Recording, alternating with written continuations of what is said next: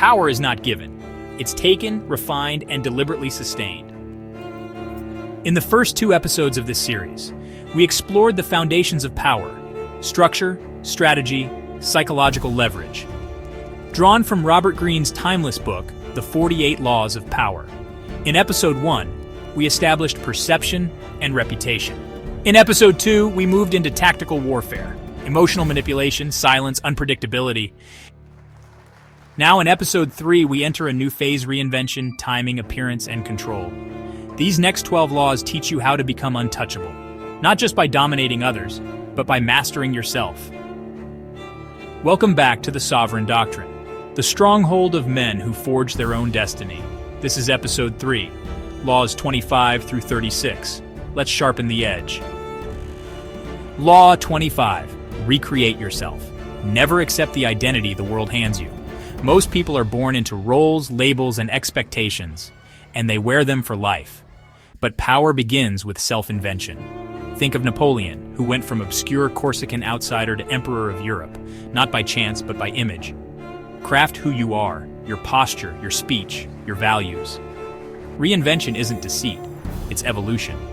In Greene's words, do not accept the roles that society foists on you. Instead, design your legend. Law 26. Keep your hands clean.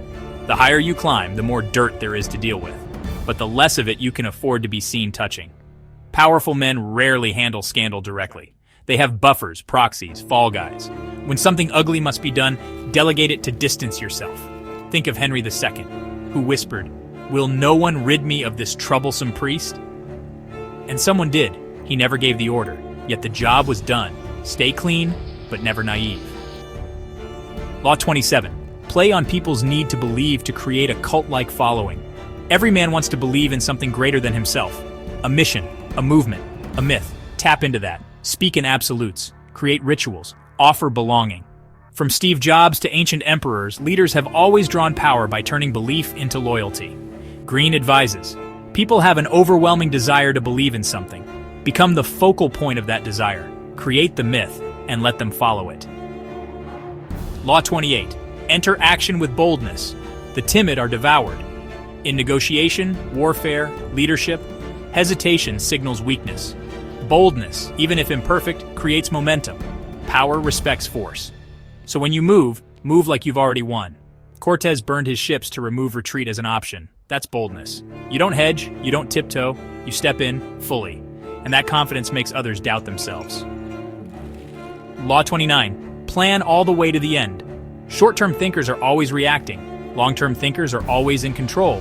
Greene says, by planning to the end, you will not be overwhelmed by circumstances. Anticipate obstacles. Map outcomes.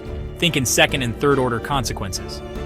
Power belongs to those who see the whole board, not just the next move.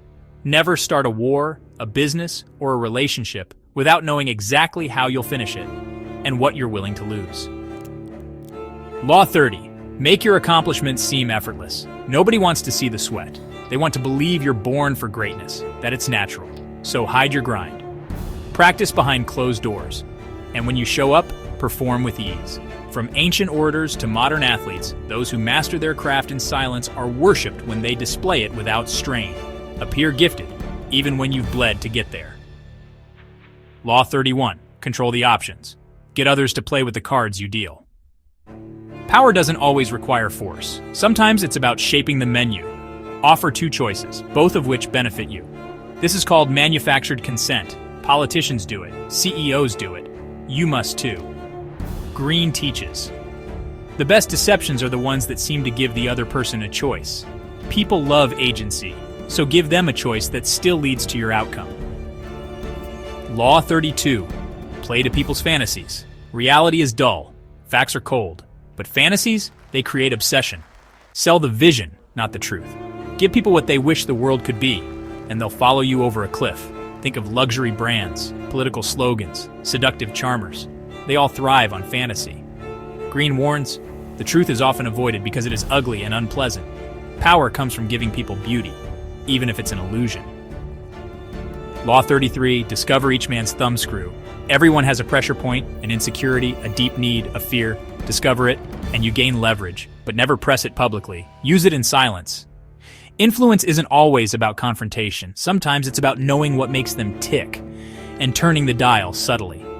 In persuasion, negotiation, or even conflict, personal insight beats brute strength. Law 34. Be royal in your own fashion. Act like a king to be treated like one. Self-respect is contagious. If you walk like a king, others assume you deserve the crown. Set high standards for how you dress, speak, and carry yourself. Never beg, never grovel. Even when you have nothing, never act like you're small. Greene advises, by acting regally and confident of your powers, you make yourself seem destined to wear a crown. Appear great, and others will rise or fall based on how they treat you. Law 35. Master the art of timing. Timing is half of power. The other half is knowing when to wait. Don't be rushed, don't be eager. Opportunities are traps if the moment isn't right. Learn to pause. Let others grow impatient. As Bismarck said, fools learn from experience. I prefer to learn from the experience of others.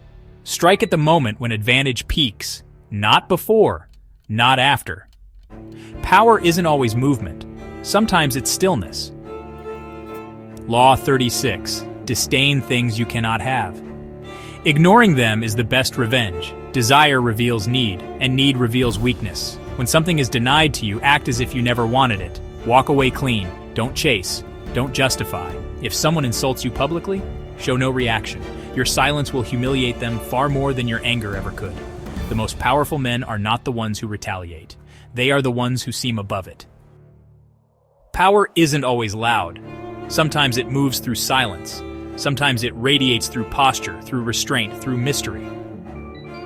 These laws are the edge, not the sword. They sharpen how you move, how you're perceived, and how others respond to you. In episode 4, we enter the final phase: spectacle, deception, formlessness, and the ultimate control of space and time. Subscribe to the Sovereign Doctrine, where power is not just understood, it's weaponized.